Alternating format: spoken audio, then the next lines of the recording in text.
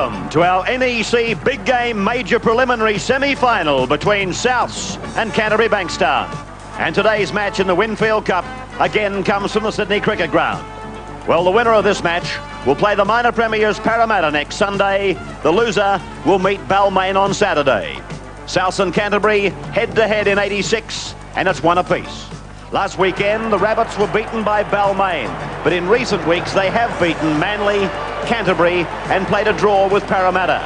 Their full team: Cruikshank, Ross, Baker, Pobji, Biles, DeJura, Coleman, Andrews, Boyle, Davidson, Roberts, Fennick and Johnston. Many people believe for the Bulldogs, this return to the Sydney Cricket Ground today will coincide with a successful march towards their third straight premiership. Their full team readout: Curry, Farah, Hagan, Chris Mortimer, O'Brien, Lamb, Steve Mortimer, Langmack, Robinson, Dunn, Kelly, Bugden and Tunks. And the man in charge of this major preliminary semi-final is Michael Stone. South Sydney running from right to left, guarding the Randwick end, and here's Andrew Farah taking it back for Canterbury. Metten pulled down by Roberts in 24. Ross in 2 and Fennick in 12. Here's Bugden tackled by Fennick now.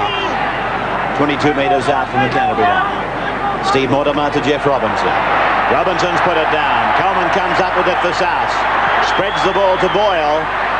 And Boyle hammered to the ground by Canterbury.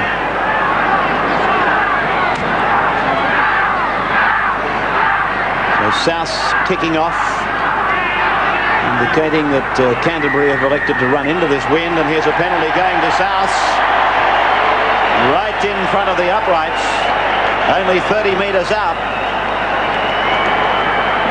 See it again as referee Stone decides that the best time to let them know who's in charge and what I'm all about is in the opening exchanges.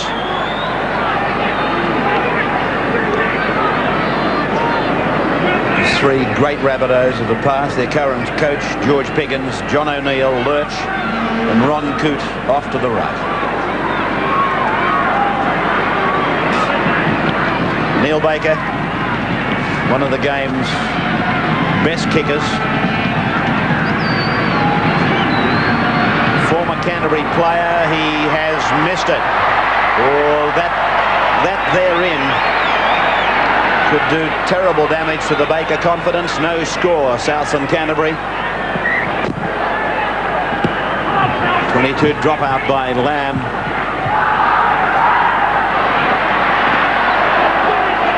And the instruction obviously was to use the wingers as much as possible, but that was almost crazy. Andrews waited for a good 3 seconds for Biles, and of course it gave Canterbury a heap of time to peg Souths back in their own half. Played by Davidson, away to the right for Bronco DeJura. That kick looks okay. O'Brien can't cover in time. That was a good kick by DeJura back down the blind side. Normally Souths have an alternative. It's Phil Gould on one side of the ruck to kick and Craig Coleman on the other as the option. With Gould out the day, obviously DeJura is the man that's going to fill that option role. Terry Lau. Pegged by DeJura and also by Andrews. Paul Langmack on his own 32. Done. That's good heavy defence by South. Good legal stuff. Roberts, Boyle and Johnston. Kelly through to Chris Mortimer, on to Steve O'Brien. Biles and Coleman with Fennick make the tackle. And a penalty. He's caught Fennick. Let's have a look at it again. Biles is 5, Fennick is 12. Coleman in 7. So there it is. Fennick has got O'Brien by the hair and reefing at it.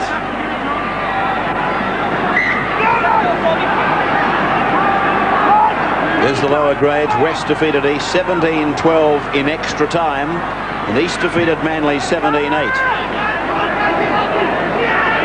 I think the first player I saw on the end of hair pulling was probably the blonde-headed East's Russell Fairfax.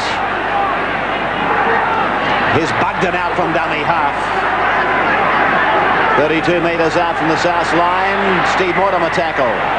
And a penalty to Canterbury.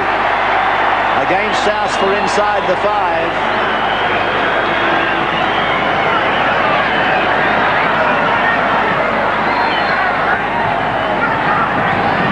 Probably not as strong a kicker as Baker, but on the score of semi-final nerves, I think he'd be probably the coolest man in the league. Right knee strapped, left wrist and thumb strapped 22 metres out. It's a goal for Terry Lamb.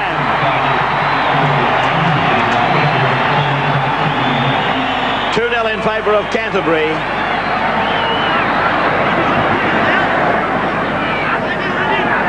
So Baker kicks off again. The debris is behind him, and that's a knock-on against Paul Langmack.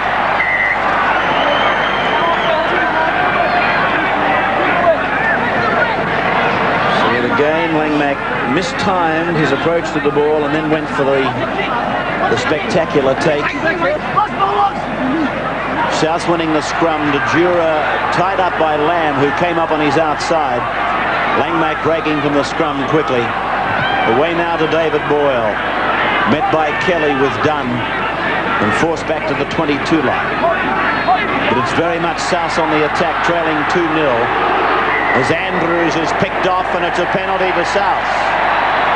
Canterbury inside the 5.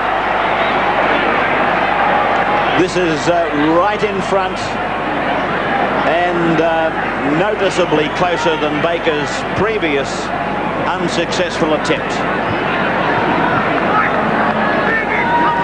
It's Phil Gould with South Secretary and New South Wales League Director Terry Parker.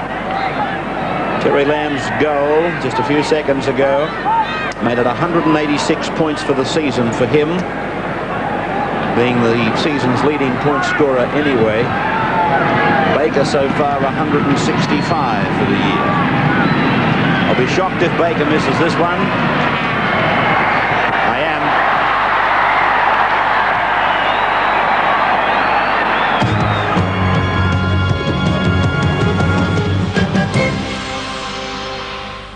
We've seen a whole lot of champions in Australia on any sea. Australia's champion colour team. De Jura, Biles under the tackle from Chris Mortimer. Coleman away to Baker. Now it's through to Popji, and on it goes to Brett Ross, tackled by Farah. Penalty. Well, he's picked off Andrew Farah.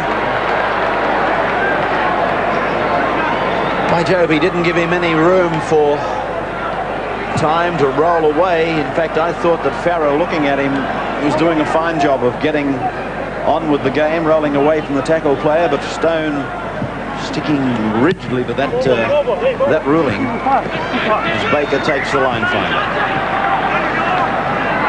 Tap taken by Mario Fennick through to Coleman, De Jura, now Johnston, and he puts it out the back, and Langmack was there waiting for the crumbs.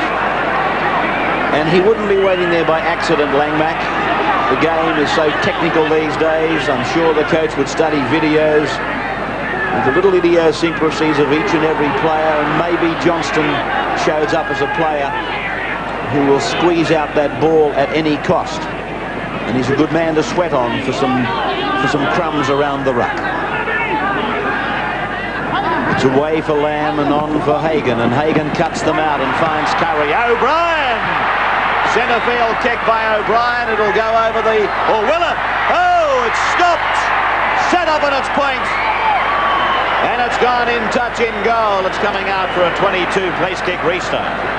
Well, have a look at this for a freakish bounce. Cruikshank had his eyes on it. He had heaps of time, and then it did that absolute 9-iron. And Canterbury went flying through for it. Stone taking a report from the touch judge. Now, Graeme, I believe you've seen this incident. It involves Andrews and Davidson, does it not? Well, it goes back to, again, another hair-pulling incident, this time on Jeff Robinson. When Canterbury, just prior to that break they made, Robinson took the ball up. And while the South Sydney players, certainly after a couple of these guys, trying to put them off their game. Fennick takes the tap and Johnston goes up. 25 metres out from the South line. Canterbury leading 2 points to nothing. Bugden appealing to the referee for foul play in the play of the ball. Now penalty goes to Souths against Robinson.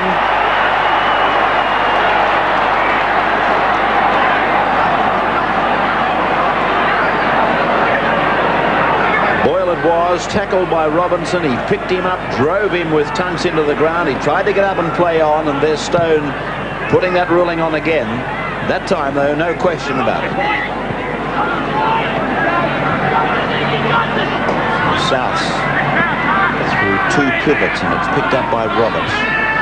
Right in the centre of the ground. Coleman decides to put a little step in and a run. Away for De Jure. Now to Baker. Long ball, knocked down by Hagan. And I think Souths have got it. 6 more tackles.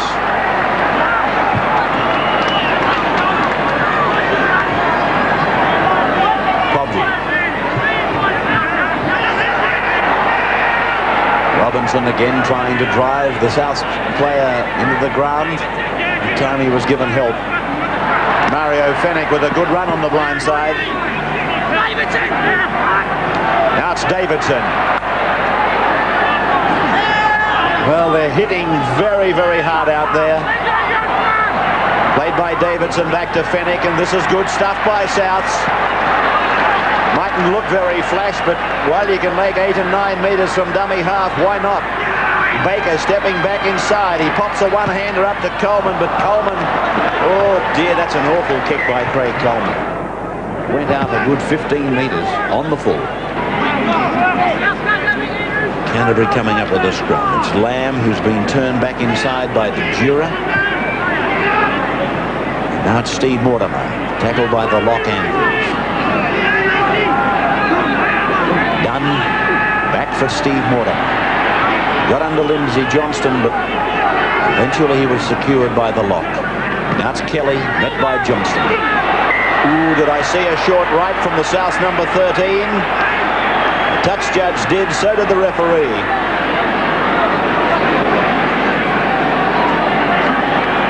We'll see it. Bingo. There it goes. It only travelled about 6 inches. It was like a left that Michael Spinks let go. Don't think it had the same bottom line, however. Now, what's Fennick saying? I think they're complaining about Peter Kelly's use of the elbow when he's bringing the ball up. Penalty to Canterbury against Lindsay Johnston. Penalties went 12-8 to Canterbury last time they played at Belmore. It was a night that Souths won by 17-8, but of course the last time they played here at the cricket ground, it was Anzac Day, and Kelly was sent off on the opening seconds, and Canterbury slaughtered the Rabbits with 12 men. Tunks. Photographers out in their forces as Rugby League winds down to its September 28 conclusion. Blindside for Langmack, swept away for Farah, taken by Ross. Baker's there too. And so was Roberts. What's his tackle count at this early stage, Roberts? Langmack to Mortimer, then to Bugden. Met by Boyle and again by Roberts. 15 for young Roberts after 20 minutes. It's not a bad rating. Langmack chips. It came off the wrong edge of the boot. Baker beats one, taken by Langmack. Well, if Roberts keeps up that tackle rate, he'll check in with 60 for the match. There won't be much petrol left for attack. I still feel that in this early part of the game, Canterbury are putting their game plan into operation. What they do is play a territorial game. They get you pinned down, say within the 30 metres from your try line, and then they don't let you out. They just pin you there and keep you there. And at the moment, South Sydney aren't coming up with many answers. They've just got to find another way of getting the ball down into Canterbury's half, because if Canterbury continue to apply this pressure, they're going to come up with a split eventually, and it'll have a result in a try. Steve Mortimer, inside ball for Farah. He's away from Boyle, who comes again with Andrews and Roberts, and the three of them make the tackle on the halfway line. Tunks, who said in one of Peter Frolingos's Daily Mirror back pages this week, "I hate South." Formerly he played with South. He was told that he alleges that he was told he had no future. Heavens above. Has he gone about proving that belief wrong? Lamb. That kick is going to find touch as close as you possibly can to the black and white corner post.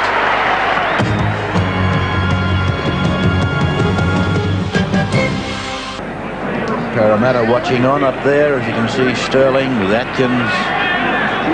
As the ball comes out the back of the pack, and it's from Cruikshank to Ross. Well, he's got a ring of blue and white defence around him.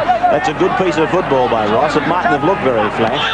It might have even looked a little bit cowardly, but it wasn't. It was simply a case of he had nothing to do other than to submit. A good winger's got to know when to sit down. Fennick is making inroads every time he goes from dummy half. That would be worrying, Warren Ryan. Roberts goes up now. But I must say that well, Fennick's doing fine, but outside of him, Souths aren't making any inroads. Coleman turns it back to the blind for Boyle, back to Coleman. The sweep out to the right for DeJura. DeJura! It's called back. It's a penalty to Canterbury. A Canterbury player was held out of the play by a South Sydney player. DeJura was going in to score. Let's see it again. The ball went blindside for Boyle, back to Coleman. Here's DeJura. He takes off. Was Lindsay Johnson the player in question? Well, what did he think he was going to gain by pulling the bloke out of it? The bloke wouldn't have caught DeJura with a Rolls Royce tied to his rear. And he's cost him 6 points. Well, Graeme Hughes. Well, that was a silly piece of football. 6 points it's cost them, and the man himself, Lindsay Johnson, was probably very, very lucky. If Michael Stone really felt that player was going to stop DeJura, and I'm with you, Ray, I didn't think he was, Johnson's lucky that he's probably not leaving South Sydney with 12 men as well. A little visit to the sin bin, yes. Here's Bugden, turning defence into attack. Right up inside the South 22. Well, if this is a close one and you're looking for one of your turning points or whatever you like to call it, here's Curry! Farah's on the inside. It's play on for 6 more. Farah to play it. Well, he's over the line and held up. It's got to be a 5-metre scrum now. I doubt this ruling for the simple reason that Farah looked like he was tackled a metre from the line. Now, either he was forced over the line when told to play it, or he's trying to improve his ground. I would have been inclined to think that Canterbury should have got a penalty right there.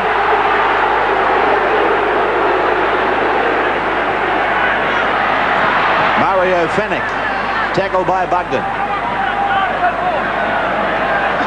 Brett Ross.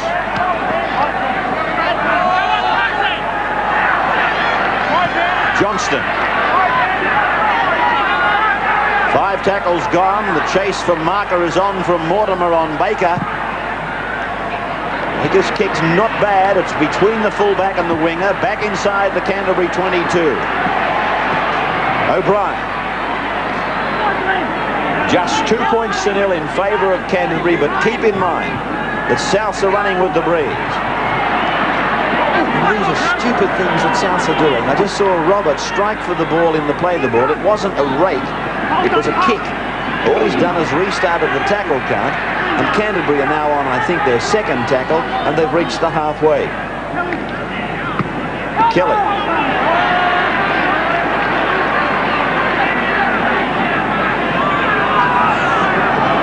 Chris Mortimer. Tackler was Andrews. Bugden sweeps it to Steve Mortimer. This is Robinson. Baker and De Jura with Roberts make the tackle. Defending him. He's been in so many tackles, Roberts. I'm starting to check his number on his back, hoping that I'm not wrong myself. Cruikshank. Well, David, where are you going? He's realised that Canterbury were inside the 5. He's actually brought the penalty with a cagey little piece of football. What's Roberts up to now? Tackle-wise. Mr. Stats. 20. You're not going to tell me somebody's topping him, are you? Brett Ross now. Good run. That's a good run. Well, Canterbury are starting to drop off their marker defence. Oh, Roberts puts it down.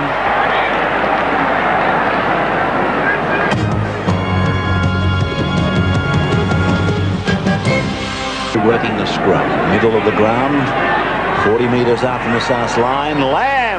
Long ball out to Hagan. Good hands by Hagan. Tackled by Podgy. Farah from dummy half. Gets it away to Hagan. Hagan decides to hold on. And Boyle and Johnston make the tackle. 10.5 minutes of time in the first half to go. As Dunn is met by Fennick and Roberts. Rake by Roberts this time. That was a rake, not a kick. And that's not so bad at all. In contrast to the incident I was talking about down the ground earlier on. Davidson.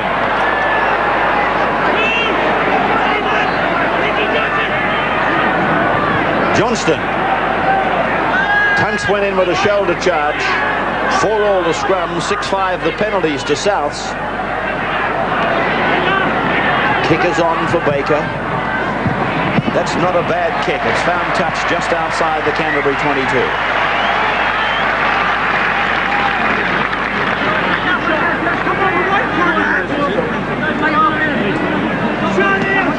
Let's take a match comment. Here's Graeme. Well, we've already seen some 21 minutes gone in this, or 31 minutes gone in this first half, and South Sydney with the breeze at their backs. They've only just started in the last 5 minutes to kick properly. They've found the line on that occasion, and just prior to that, Neil Baker starting at last to make Tony Curry run to the ball instead of presenting him with an easy kick. But got my doubts with Canterbury-Bankstown going to turn around, and I think they've got their game in order a lot better than South Sydney. Aside from Mario Fennick, no real troubles in the in attack for Canterbury-Bankstown. And as I said, Canterbury-Bankstown, these forwards will certainly like to roll with the breeze at their backs in the second 40. Robinson playing it. Just short of the halfway from Bugden to Steve Mortimer, Terry Lamb, and cuts out Chris Mortimer, picks up Michael Hagan. He's tackled from behind by Bronco De Jura, but only after he'd made a good run. Play back to Chris Mortimer. He goes to the open side. He puts in the left foot kick. It's going down, and it'll be picked up by South Sydney's Baker. He'll be trapped in goal, I think. He has to pass. He picks up Les Biles. Biles comes to Kelly, and Kelly is tackled inside, or Kelly makes the tackle inside the South 22.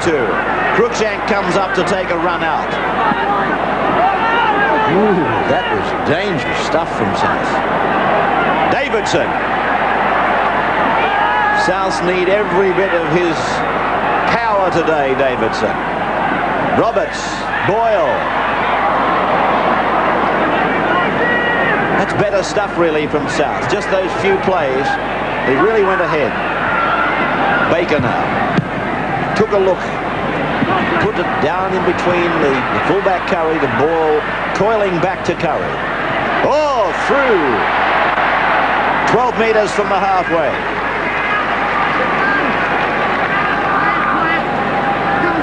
Bugden. Tackle by Fennick. Steve Mortimer. Langmack coming back in and meeting the defence of Mario Fennick and Michael Andrews. Langmack slowly to his feet. Steve Mortimer. Kick from him is going down and bouncing fairly sweetly for Cruikshank.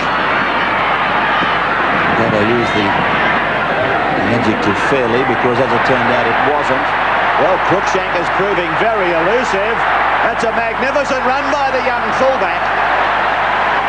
That's a great run by young Cruikshank. Coleman, Boyle.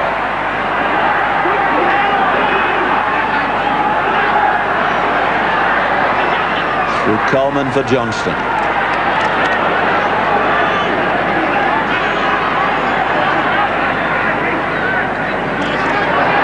Fennick again. Bronco de Jura. Play right on the halfway. Coleman. Baker. Away now for Pobges. Tackled inside the touchline. I don't think there are any areas where Canterbury are weak, but at the moment they're just not playing well at marker, and South's taking advantage of it. The Bulldogs have got to improve their marker defence. Coleman's kick forces Curry to pick it up. He comes back. He gets away from one. And he's right out to the 22 line, Tony Curry. Played back to Steve Mortimer and given to Mark Bugden. I guess Big Brother sitting up in the stand with those Eels players. Bugden unable to continue.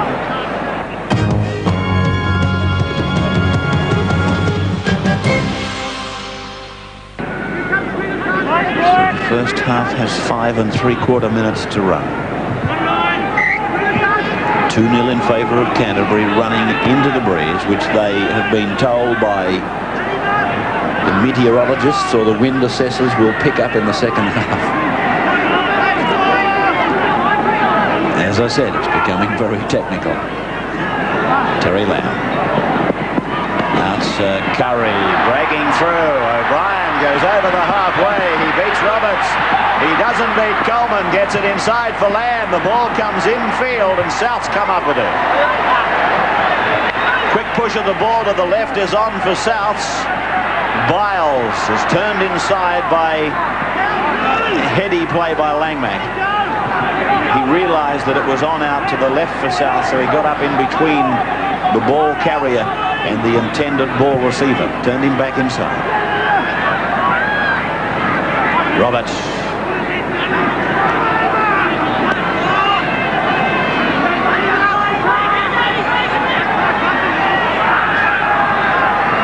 Davidson.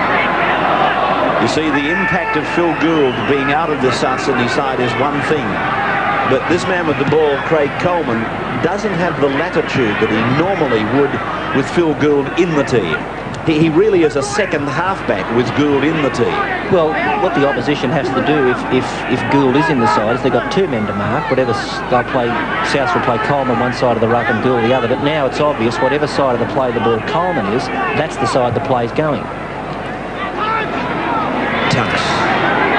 Tackled by Bronco de Jura. Talking of Gould, I said to him before the match, what do you think? And he said, I think they're special, the Rabbits. Langmack, I suppose he had to say that, though. Chris Mortimer. Steve Mortimer. Now it's done. Well, they know they got the breeze at their back, South, and Canterbury leading 2-0, but I guess with South, the longer they hang in, the better the chance they become. And that kick by Mortimer finds the line just 8 metres away from the South's line, with 3.5 minutes of time remaining in the first half. As the NEC replay.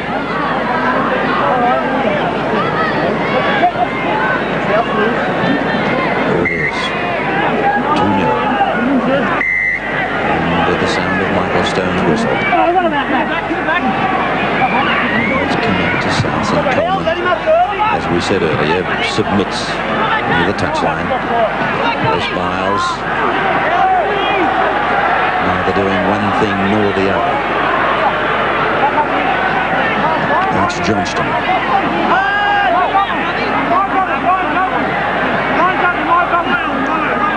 With South, I always get the impression you've got to get about them and whack a score on the board against them. While they can see you, while you stood in their sights, They'll just pull out that courage, that raw South Sydney courage, and they can build on that. Their confidence builds on it as Baker kicks, but it's gone straight to Curry, who's had a busy afternoon, and what he's done well. Tackler was Brett Ross. Now it's Hagan and Farrer working it. Farrer's with the ball. Oh, shoulder charge by Boyle saw Farrer go to the ground. Langmack.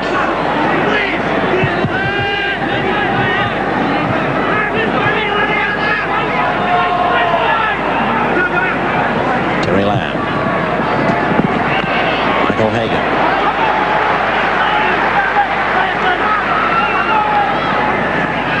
Steve O'Brien.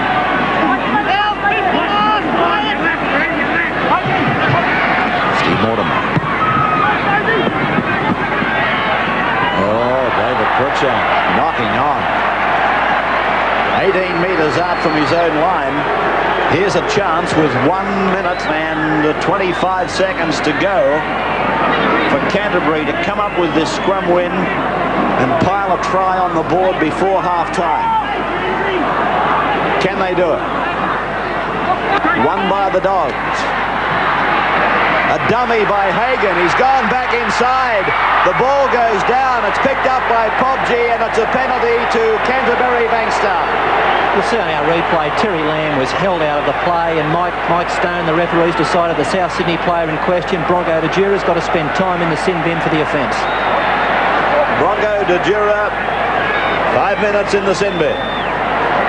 He was given the time with 1 minute of the first half remaining. 5 minutes in the sin bin for number 6, Bronco De Jura from South Sydney. It was his tackle on Terry Lamb, or his infringement on Terry Lamb, that brought the time.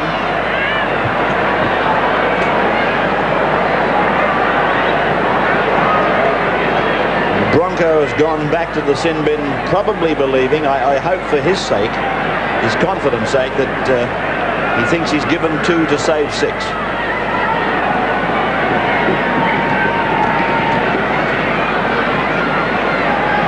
Terry Lamb would not get an easier kick at goal. 11 metres out, right in front. There's the goal by Terry Lamb. The extras are there, or should I say the 2 points extra for Canterbury are there, and they lead by 4 points to 0 at half-time. Here's Graeme Hughes. I just wonder if we're going to take a leaf out of the book from yesterday. Balmain won the toss. They decided in that first half to run into a breeze against Manly Warringah, and they came up trumps. Canterbury have tried to do likewise today. They lead now on the scoreboard 4-0 over South. Nothing wrong with the South Sydney defence, but a couple of key men for me in the second half will be Michael Hagan, who just tried to dummy his way through then, and also Terry Lamb, as I look to Canterbury in the next 40 minutes to spread the ball a lot wider and a lot more often. Welcome back to the Sydney Cricket Ground for the second half of this match, with Canterbury leading Souths by 4 points to 0. No tries, just the 2 penalty goals kicked by Terry Lamb, and of course Souths with their 5/8 in the sin bin for another 4 minutes, and Canterbury have made a change. Andrew Farrer, I believe, Graeme, has gone to the centres, and Sandy Campbell comes on. Yes, Sandy Campbell out there on the right wing in 16, and the problem for Chris Mortimer, the doctors are checking out a knee injury problem. He, 2 or 3 times, Canterbury-Bankstown went wide, and he just couldn't get with the wingers himself. It might be a bit of a real headache for them over the next fortnight or so. So the breeze behind Canterbury in this second half. And taken on the foot there by Michael Andrews. And Biles comes out to the 22. As the tackle counts, Souths have had to make 133 to Canterbury's 94. Roberts 27 and Boyle 26. That's a very, very high individual count for both those players. Baker. And the first receiver to take that kick. And it's Michael Hagan for Canterbury who will play the ball just a few metres on his side of the halfway. Campbell.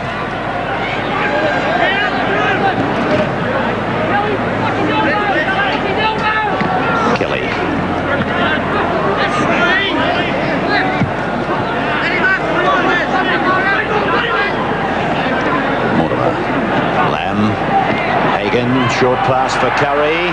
Curry's gone down to the 32, picks up Andrew Farrar. The ball goes inside. It has been kicked through by Souths, but the referee is ordering a knock-on. He was playing the advantage to Souths. He's taken it back for a knock-on against Canterbury, and the touch judge comes in now. Now this could be to do with Mario Fennick. And Fennick is going over with Lindsay Johnston.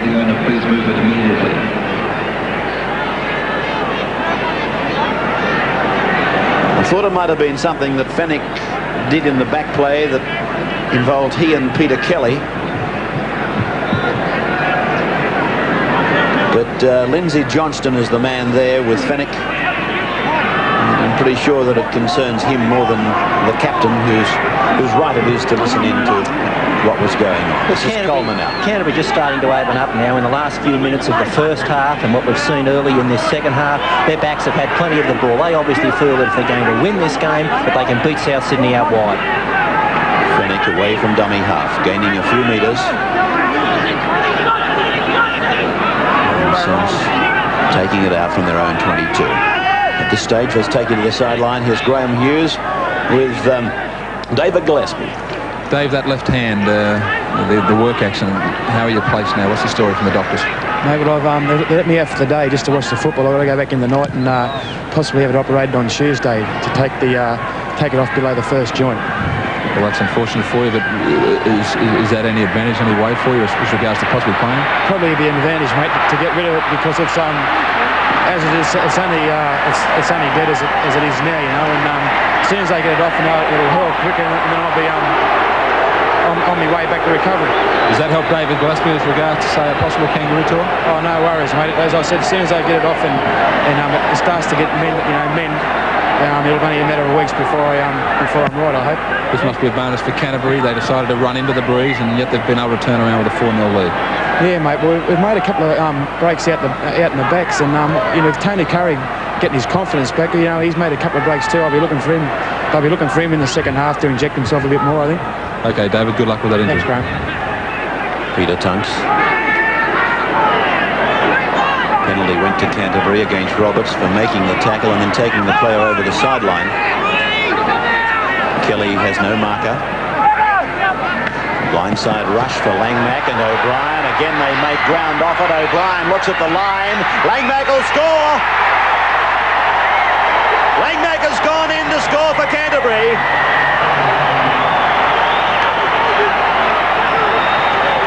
Well, it's a play that Canterbury use so often.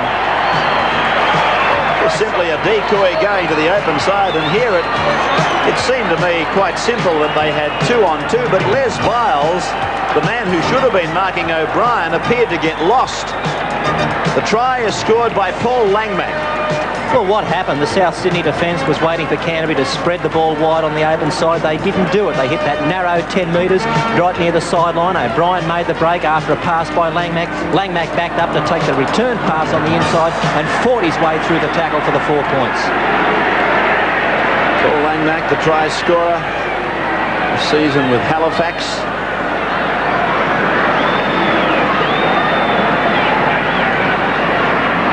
To Canterbury-Bankstown. The kick looks okay off the boot, and it's a great kick by Terry Lamb from the touchline. Canterbury 10, South yet to score.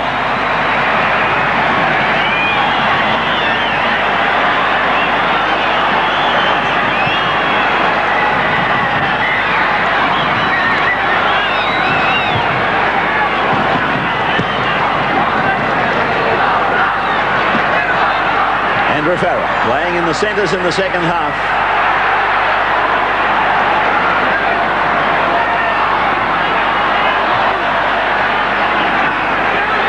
Steve Mortimer. Tackler was Coleman. Lamb. Hagan. Picked up by Pobji for South. The is a very important part of the match for South Sydney. Canterbury just starting to look as if they're getting away from the Rabbitohs. Souths have got to now settle down, concentrate, get their game in order, and if possible, get points on the board as quickly as they can to restore confidence. David Boyle. De Jure.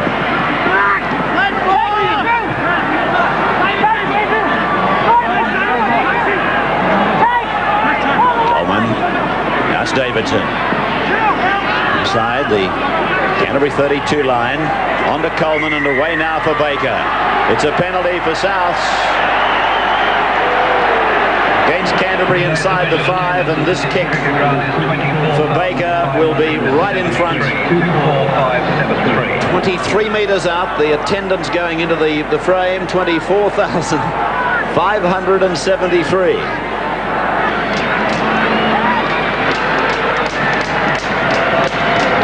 Right in front, 22 out for Baker. He's had 2 similar kicks, and this time he's got it. Well, he absolutely needed that. That was essential. 10-2 in favour of Canterbury.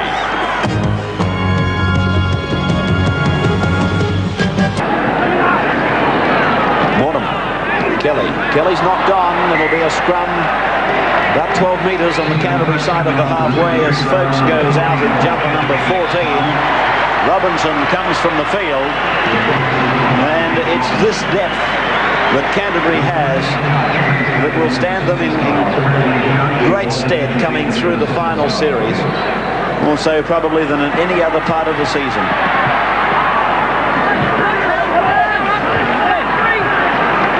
Ball played by Cruikshank. Pogsy at dummy half, running the ball a couple of paces to the side. Tackled by Tungsten Langmack. It's played back to Fennick and given to Coleman. Around the back for David Boyle. They're up on the 32-metre line. Played back to Mario Fennick. There he goes again, making 5 metres. The ball back for De Jure. De Jure takes the tackle of Kelly. That market offence is the only flaw that I can find in the Canterbury game. It's gone away to Andrews and now to Baker. I thought for a moment Terry Lamb was going to be called out. He looked to hit him flush across the ear as Coleman's kick goes very, very high, and Curry again stands his ground safely.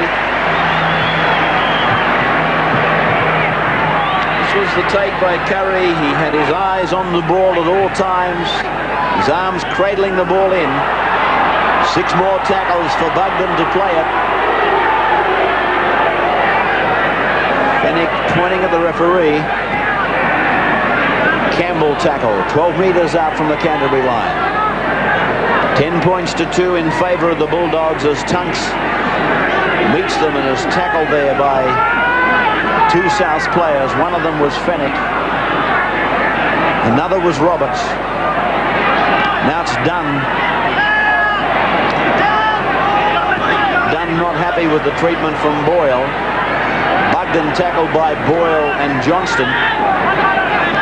But as the tackle count suggested, Boyle getting through a lot of work. Here's the marker defence from Coleman as the ball is spun across to Hagan. He gets a good little kick in, finding the line about 10 metres on the Canterbury side of halfway.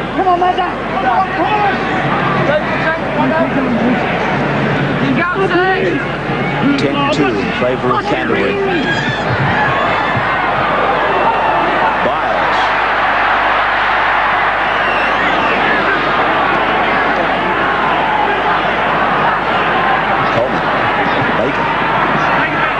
That's Andrews, I beg your pardon.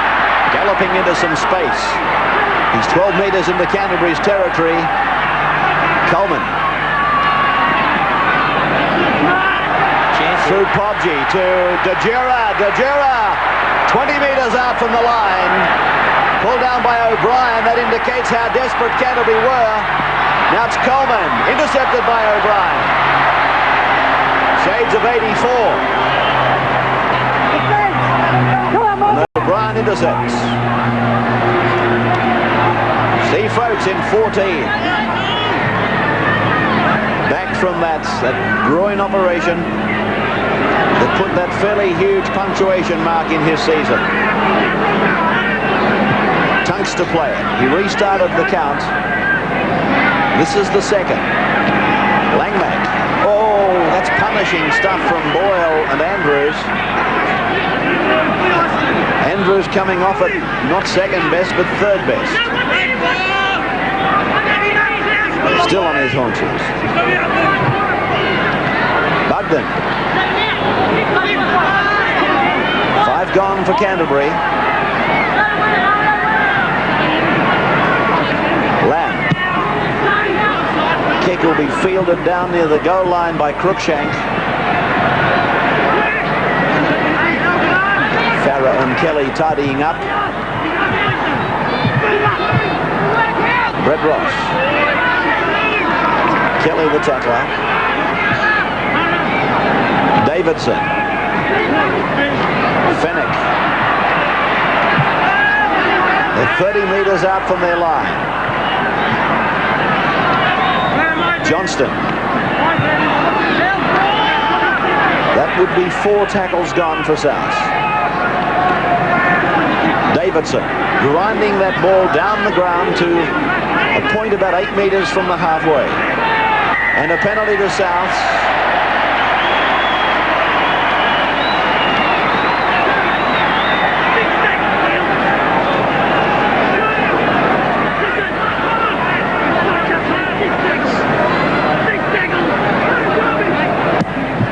Baker finding the line on the halfway. 8-6 the scrums to South, 8-7 the penalties to South. This is Biles.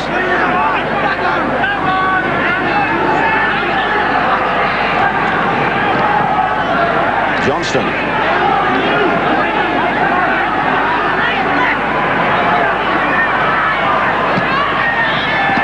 Baker tackled effectively by Andrew Farah, which smother tackle.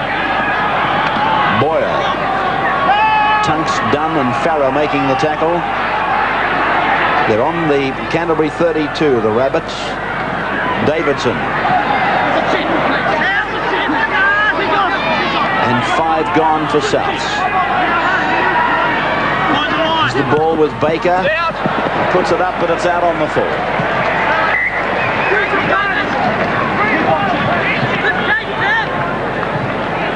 10-2 to Canterbury.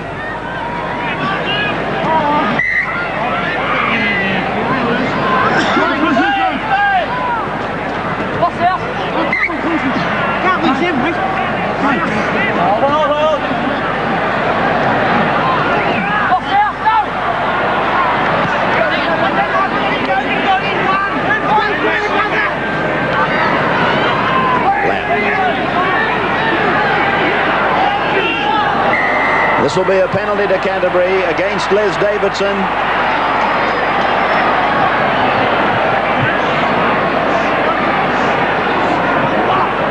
Lamb was down. He wasn't held, and Davidson came in to secure the tackle, if you like, and he let go with a swinging arm, which the referee has deemed dangerous. I think Terry Lamb would agree. And Farah will take this line finder. Breeze at his back, he's gone for plenty. Finding it just inside the 22.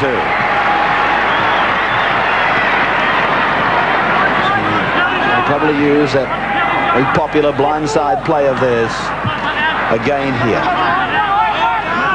Tunks 15 metres out from the South line. Now it's done.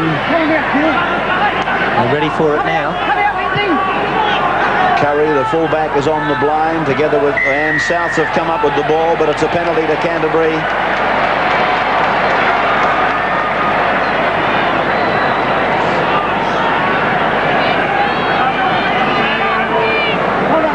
It's basically handling the ball in the play the ball contest, the rule that the referee has applied, and Terry Lamb will take this kick at goal.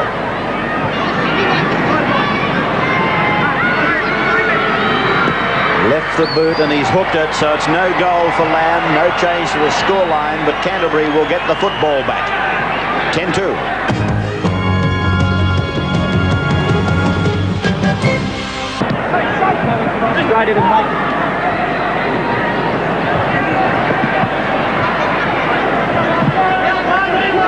A Hagan to play it. And back to Steve Mortimer. This is Steve Folks.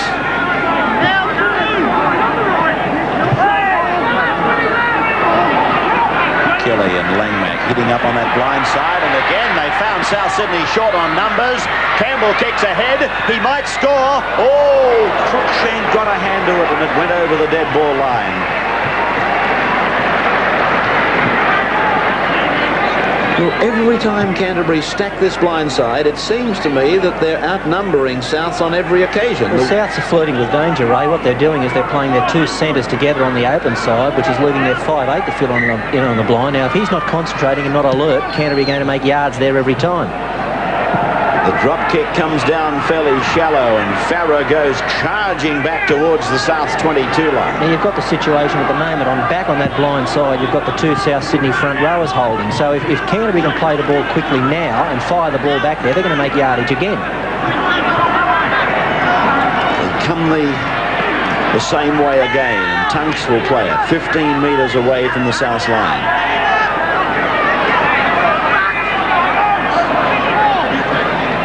Kelly.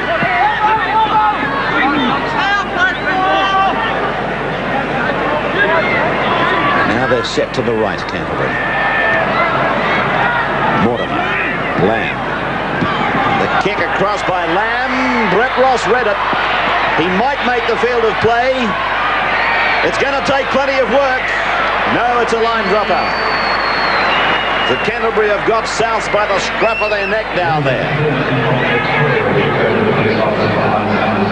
Well rehearsed, well executed. It just so happened that this man was the sole survivor for South, Brett Ross. Well, that sort of tactic's a very Canterbury-like display. They've got South Sydney pinned down in their own quarter, and it would be unlike Canterbury to let them out. Dunn goes back and he gets it out the back to Curry and on to Steve Mortimer as we take a match comment from Graeme Hughes. Well, the last 2 or 3 minutes have really underlined the basic difference between the two teams. South Sydney wanting possession. Too often they're letting players like Les Davidson, Lindsay Johnston, David Ball take the ball up with no support. Look at Canterbury. There's Kelly, and right off his hip another forward. Yes, and they seem to hunt in unison, Kelly and Langmack. They're always together as the ball is turned inside for Curry. He'll play the ball back to Paul Dunn. They're 12 metres out from the South line, and they hit the blind side again. Langmack grubber kicks ahead, and it's been let go by Bronco de Jura. So Souths can breathe easy just for a moment.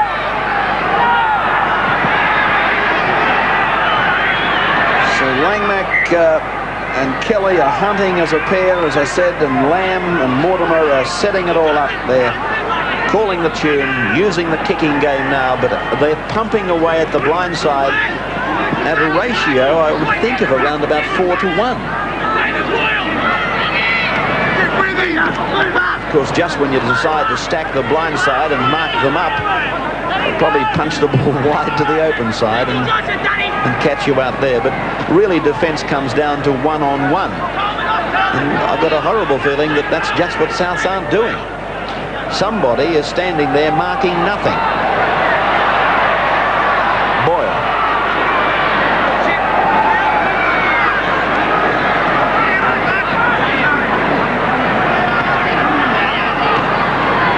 Baker's kick, driven down towards the scoreboard corner and finding it. Well, Souths for the first time in what seems an age have got some hope. They probably won't come out with the football after the scrum, but at least they're down in Canterbury's territory. They're trailing 10-2.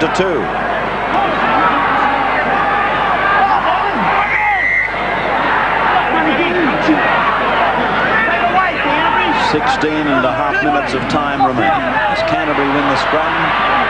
There hasn't been a scrum won against the Fee today, and there hasn't been a turnover in the match as Curry, one of Canterbury's better players, is tackled. Folks out to the 22. South's getting some replacements ready. Farah is tackled in the middle of the ground.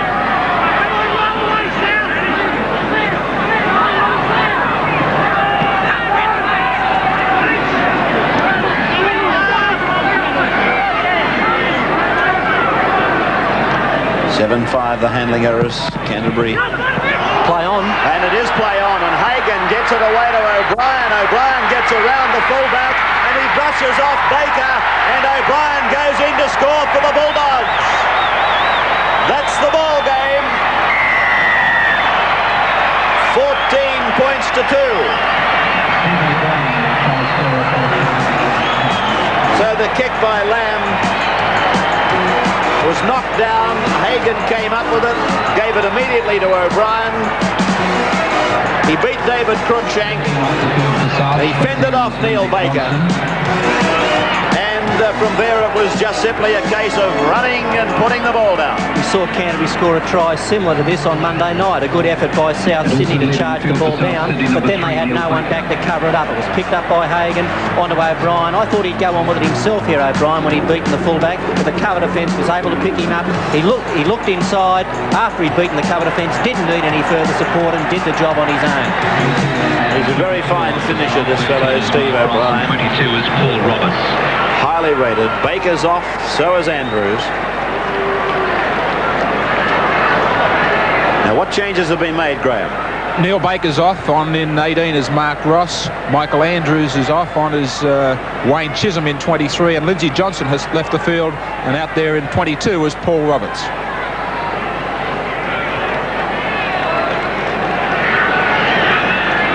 (14-2) in favour of Canterbury. 14 minutes of time remaining, and Lamb from 8 metres in from touch. That looked better off the boot, no worries. Put the score on the board.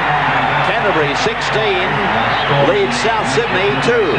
Canterbury 16, South Sydney 2. Also on the field for South Sydney, number 23, Wayne Chisholm. So changes galore for South Sydney.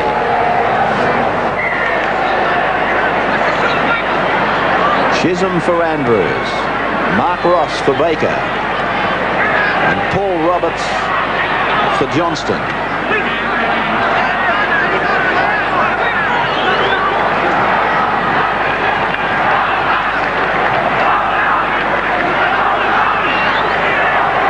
Folks to play it. This is Peter Tunks, driven into the ground by Roberts. Over the top of Davidson. Folks.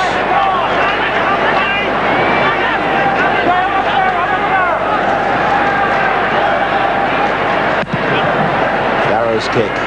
Straight to, Cruikshank doesn't know where it is. This could well turn out, I was going to say, a try for Canterbury. They've come up with the ball anyway. 6 more tackles for them. Langmack sweeping it back to the open side for Mortimer.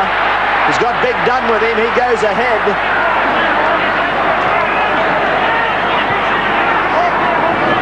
Still 12 and a half minutes of time remaining as Kelly goes up to the 22.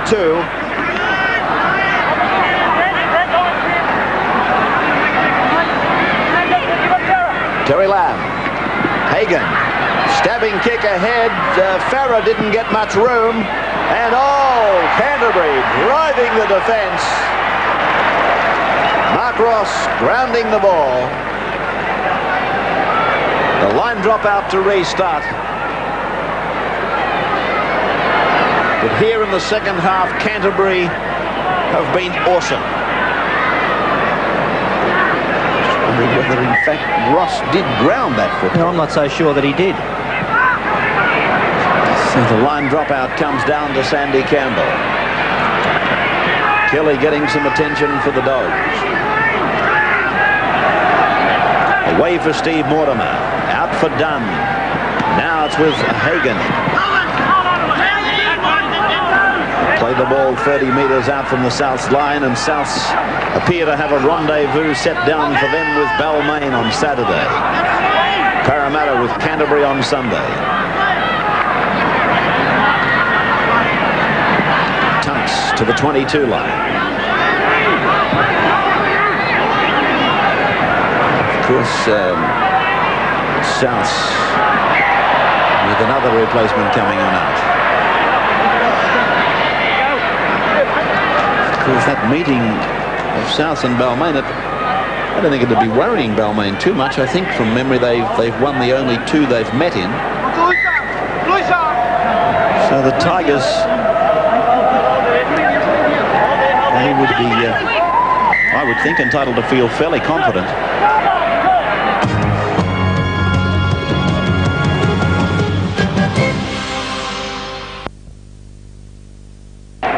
Kelly off, Johnston on, 23. And Sigsworth has gone on, taking the place of Terry Lamb. Davidson plays it. Away to Dejura. On through Coleman to Roberts. Ian Roberts, that is. Back for Dejura. Cut out ball by him. Knocked on there by the 23. It's play on for Campbell. Campbell and Brett Ross. Ross and Campbell. And Ross's tackle just out into the field of play.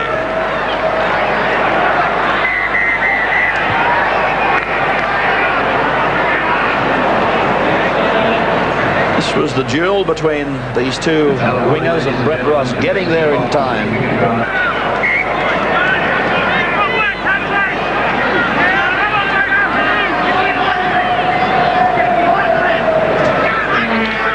I don't think there's any doubt if Souths are to play Canterbury again, George Piggins not only will need Phil Gould back there, but he's going to have to look long and hard at how do we break them. Maybe there's his answer. P. Gould, Esquire. He found a way at Belmore.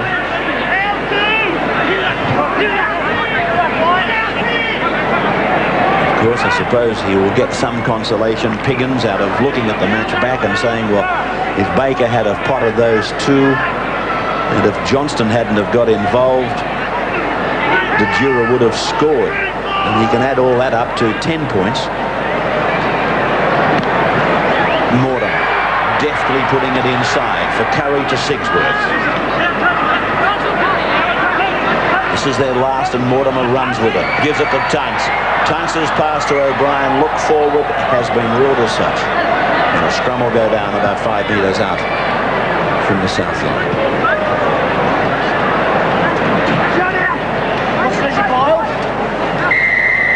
And a penalty goes to Souths.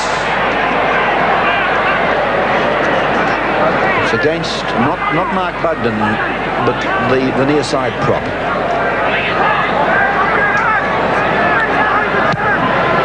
Dejura finding the line 32 metres out. Well, tomorrow night, of course, the Rugby League will announce at their glamour function the Rothmans Medal, the Player of the Year. And I guess with just under 5 to go, we're entitled to ask. I can't ask Graeme because he's the man from Winfield who's put it together, but who's your forecast for the Rothmans? You're making it hard. A lot of good players. I stuck my neck out last week with Des Haslam. I've got no reason to change that. Well, I'll stay with Sterling. And of course, then on Thursday night of the coming week, a 10 p.m. telecast. That's just slightly pre-recorded. The telecast of the... I know it's the night that the Rugby League ladies enjoy most. Of course, that's the one where they get invited. And that'll be carried out of the Channel 10 studios, the Dally M Awards of 1986. 10 o'clock to air as the ball comes away from Fennick and goes out to Webb.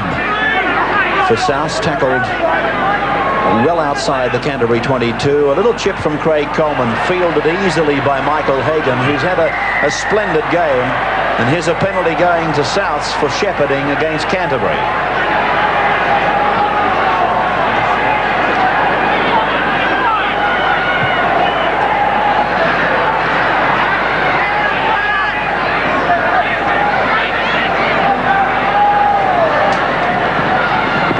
This is Paul Roberts.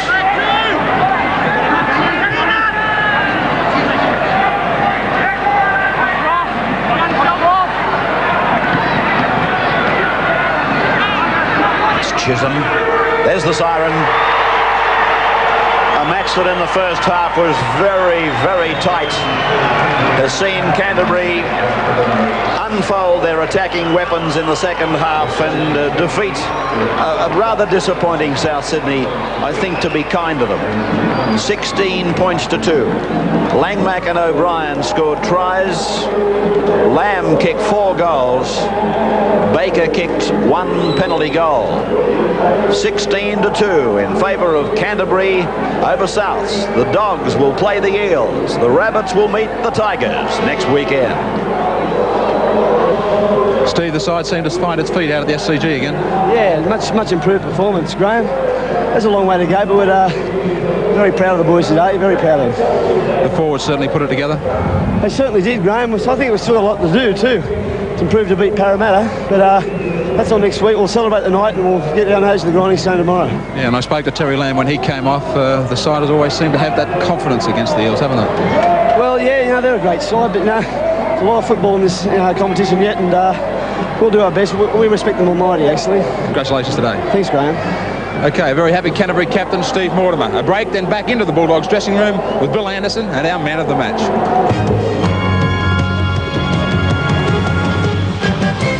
Great football at the right end of the season as the Canterbury-Bankstown lock forward Paul Langmack. Congratulations, Paul, our man of the match today. It must be a great feeling to know you're only 1 win off your 3rd grand final. Oh yes, it's a great feeling, but you've got to take it week by week, and we're looking at Parramatta already. You're a player that does a lot of talk on the field. Is that a natural part of the game or something your coach instructs you to do? Oh, the coach, if we can talk to each other, motivate each other, like enthusiasm, or it's an added bonus. And naturally, I just naturally talk a lot, so it helps that way anyway. I've noticed over the last few weeks that you've introduced some kicking into your game. Oh yes, it's. I've just brought it out of the cupboard, I think, and if it happens, it happens. Congratulations once again, and as our man of the match, you're going to receive $750 cash courtesy of NEC, as well as the NEC Game Ball Trophy. I just like to thank NEC and Channel 10. It's a great award, and it's great to see them get behind rugby league, and it's well appreciated. Thank you. George, how disappointed were you with that performance? Well, I wasn't too disappointed with our performance. I just don't feel we had much luck there today, and I thought we put up a pretty fair effort against the Premiers. They're the Premiers. They played pretty strong, and it was wasn't a very entertaining game. It was a pretty tough, struggling kind of a game, but I wasn't real disappointed. I'm disappointed about being beat. I'm disappointed that we missed a couple of early chances of scoring and a couple of early goals, but I just feel we had no luck in the game. Canterbury seemed to just have a bit better luck than what we had. Warren, the kick-off, I thought Canterbury would have decided to use the breeze. The mail that I received was that you were hoping on it even gusting up more in the second half. The breeze wasn't all that strong, but we had the mail that it was going to get strong from the southwest. So what we wanted to do was run towards the Sheridan stand in the first half, with hopefully an increase in the strength of the breeze in the second half. But actually, after we'd made the decision, the breeze got up, and so South did have the benefit of a reasonably good breeze in the first half. But then we had it in the second half, so it was sort of there all the way. Parramatta, of course, put in the big second round performance against Canterbury. Are the men to stop? Sterling, Kenny? Oh, well, Sterlo, he's the genius behind their operation, and then, of course, Kenny's very, very dangerous. So, yeah, they're the men to stop, but their overall game's picked up this year. They've got a far more powerful approach to the game with Bugden and company, so they're going to be very formidable opponents, and they've got a very good defence, so it'll be a very hard game next week. So Paul Langmack takes out the Man of the Match award, and Canterbury, particularly in that second half, an awesome display.